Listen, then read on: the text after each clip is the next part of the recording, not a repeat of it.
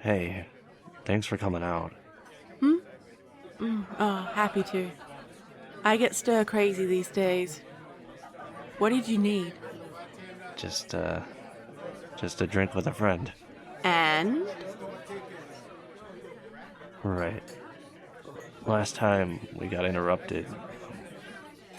Your file. You want me to tell you what happened?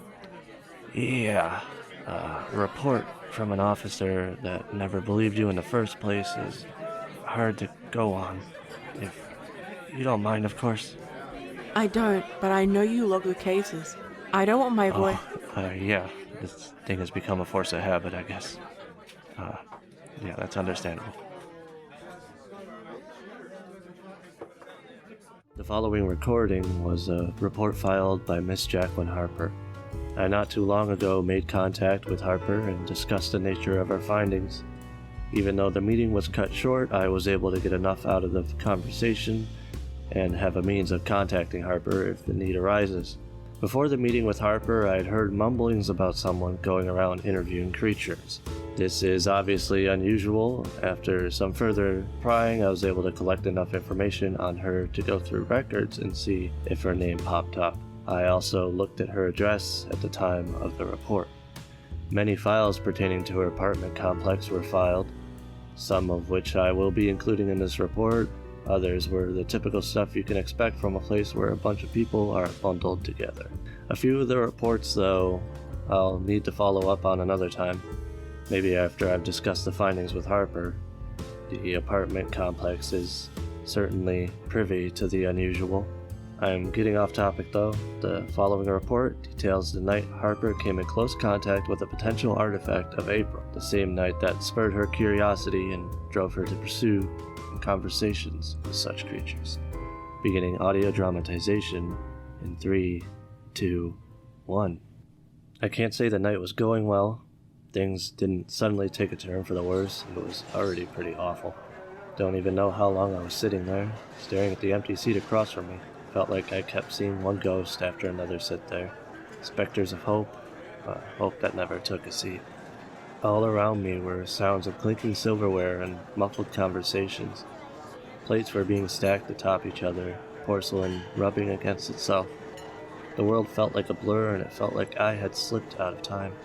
Like I wasn't really there. The food in front of me had stopped releasing vapors of warmth. My wine sat stagnant. Even the waiters were hesitant to approach me. The date started off well enough. We were close, so things started to click, but as it went on, I could see his behavior changing. As he let his guard down, more and more of the cracks started to show. With hindsight and everything I've experienced, I should have been more worried. I should have asked what was bothering him, but I took it personally in the moment, and our bad energies started colliding. You could almost feel the atmosphere shifting around us. The lively heat of the restaurant became cold and barren. I started to press, started to ask what was going on, but my tone was all wrong. He got agitated, and then something changed in him. The cracks that were forming gave way, and the water behind them was unleashed. Never had I been spoken to like that in public, being talked down to, and for the life of me, I couldn't figure out where it was all coming from. We were such good friends, and for him to explode like that, it felt so unnatural. Not like him at all. I almost didn't believe it was him speaking. I had never heard him yell like that. It sounded alien. Then he just stormed off. Everyone around us just tried to act like it didn't happen, but there were whispers. I could feel my face flushing red, my lower lip tightening up. I just sat there waiting, thinking he would come back, or that in some twisted fashion I had imagined it all, or it was some prank. Some really mean prank. It had been a while since I had felt so let down. If it was just some random guy, I wouldn't have let it get to me. Even if I got any kind of acknowledgement from him, I could have just stood up and left. But no, I waited. Like a fool, I waited. Can't say how long it was. I don't even remember when I showed up for the day. Barely recall when I left, but it was already pretty dark. I often think back to that night. I ponder the inner workings of fate. I am here now telling this story because of how the date ended.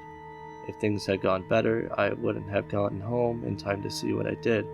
Such a small window of time, but it's one I opened. The window, I mean. Eventually, I left the diner. I managed to eat some of what I had ordered despite my stomach not feeling up to it, but I already paid, so it would have just been a waste. A friend of mine had come by to pick me up and take me home. My date had driven me, and since he took off, I had no means to make it home. I live in a nice enough neighborhood, but I didn't have it in me to walk home. We pulled up in front of my apartment complex, and she offered to come inside and keep me company. I denied. Told her I just wanted to be alone for a bit, that I was going to be okay. She knew I was lying and said if I needed anything to call her. God, I should have asked her to come in. Stepping out into the damp air, I said my thanks and made my way towards the apartment complex as my friend's car receded into the darkness. For a moment, it was just me and my heels clicking against the pavement, my chest rising and lowering, trying my best to keep the stinging by my ribcage at bay. Cracks were forming under my eyes, and I could feel the damp giving way. I just needed to get inside. I could let it all out there. Stepping inside the complex and navigating through the halls, I got closer to my home. His words played over and over in my head. Why was he trying to push me away like that? Why did he seem so scared? Why would he say all of that? Finally, I reached for the keys in my pocket as I stood in front of my door. The place had never felt so uninviting before. I was supposed to have company, and suddenly I was feeling more isolated than ever. As my fingers fumbled the keys into position, I heard a quaint laughter from down the hall. Side-eyeing as best as I could, I peered to my loose strands of hair at the source of glee. Two people awfully close to each other at the end of the hall. A woman with her back against the wall and a taller man leering over her. I watched, I think spitefully, as their lips met one another's. Turning to the other end of the hall, I could see where the security guard was normally posted, yet it was empty. I rolled my eyes before taking another glance at the couple. Though, upon a less subtle gaze, I realized I recognized the girl.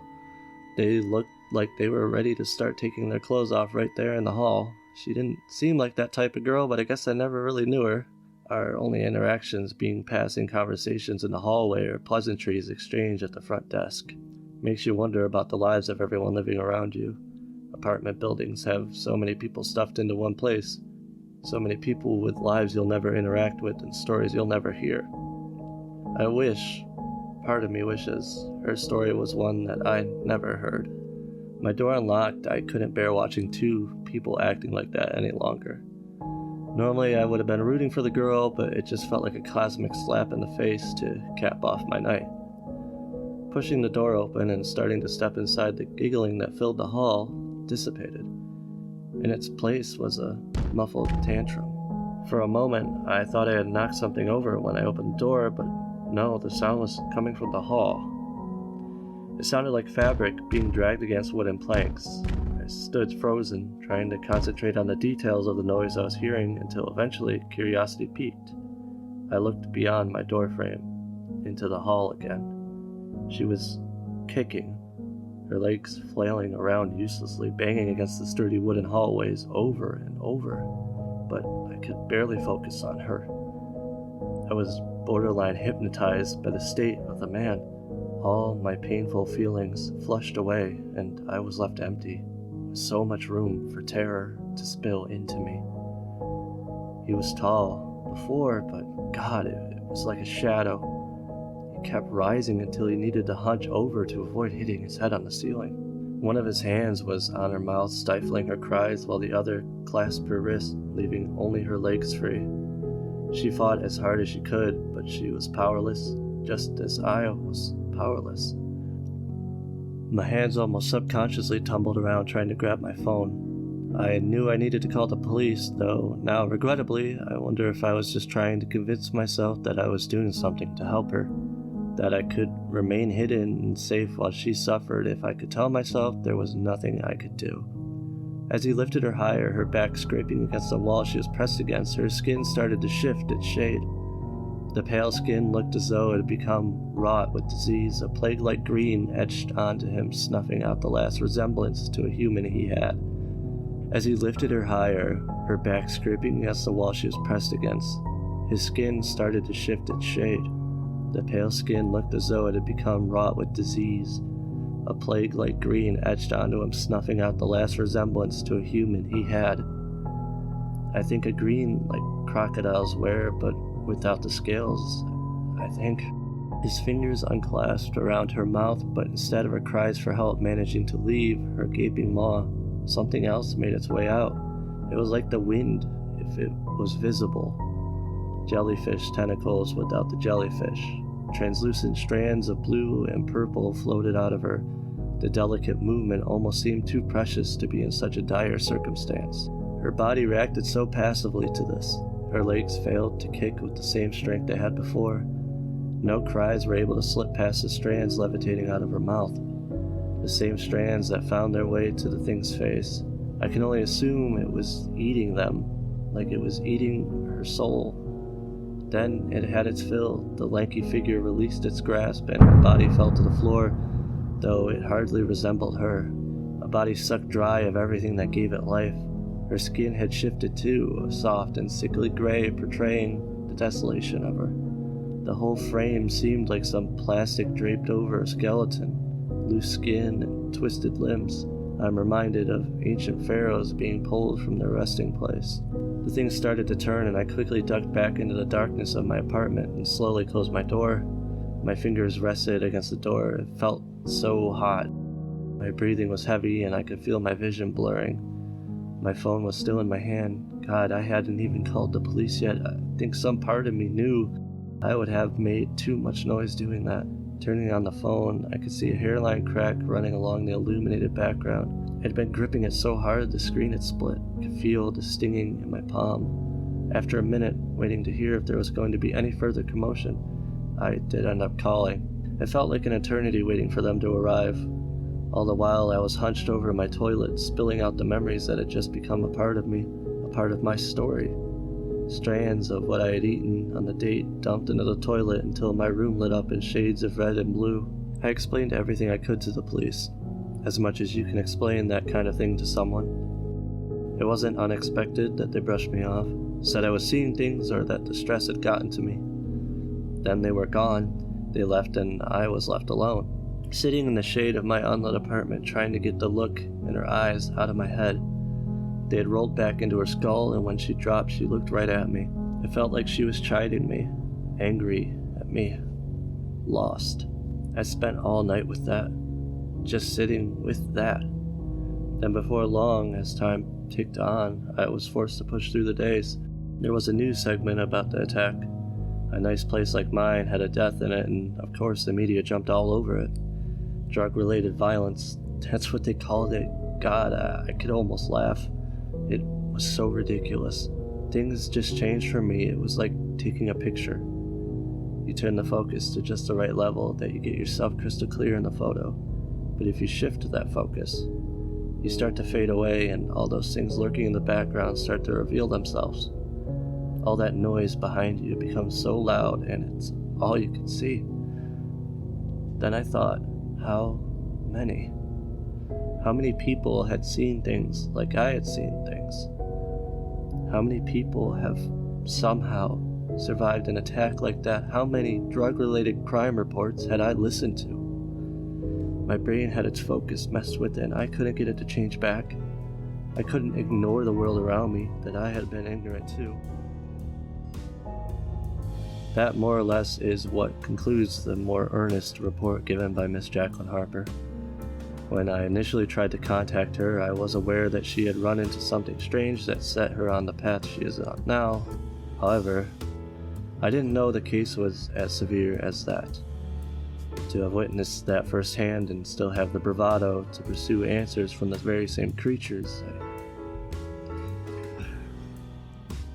well, in any case, I decided to do some research into the building in which Miss Harper resided in during the time of the attack. The building has a rather suspicious rate of tenants coming and going. Some of the vacancy records make the place seem more like a hotel at times than a place where people make a home. Then you look into the reports, small scraps of paper discarded by the police likely put into the same pile as Harper's. Dana Edwards, 42. I was taking out the trash and I felt like I was being watched the whole time. It was dark out, so I thought maybe I was just letting my nerves get the best of me. These two lights kept me on my toes, though. I thought it was just some reflective material on the building because they were so high up. Then they moved, and I ran back inside. Alan Don, 27. I don't know how many times I've made the same damn complaint, and you guys refuse to do anything. The neighbor won't stop making the noise I've been telling you about. I've knocked and shouted, no reply. If you don't do something, I'm going to break that damn door down. Patricia, 63. I think someone broke into my building. Nothing was taken, but the door was left open. My mind fades sometimes, but I never forget to close my door. My belongings were thrown on the floor, and some of them had strange textures to them. You guys came and took the articles, but I haven't received any information since. These reports are a drop in the bucket. It's no wonder Harper saw what she did. If these reports are connected, this building seems like a hotbed. Though I admittedly couldn't find any connections to April. None that weren't me reaching to fit my narrative, at least. It should be said, however, the reports filed were by individuals that have since moved out, though I can find no records of the current living situation. I'll keep digging and keep in contact with Harper. The scope of whatever this is, I likely can't handle it alone. Ending recording in 3, 2, 1. Okay. So... Yeah, that sounds very intense. yeah. Spent a few nights beating myself up. Thinking I should have done more. 8-foot soul-sucking monster, and I thought I could do something. Well, you were doing something now. That's, more than most people could say. Guess so. Anyways, it's your turn. Pardon? Come on. No offense. But you're not on some altruistic crusade here. If we're going to keep helping each other, I need to know who I'm helping. That's... Yeah. It's okay. Okay.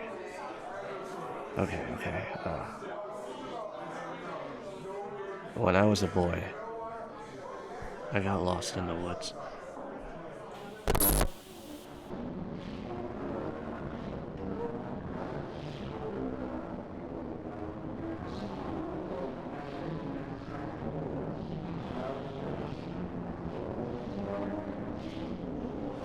Jack and Harper.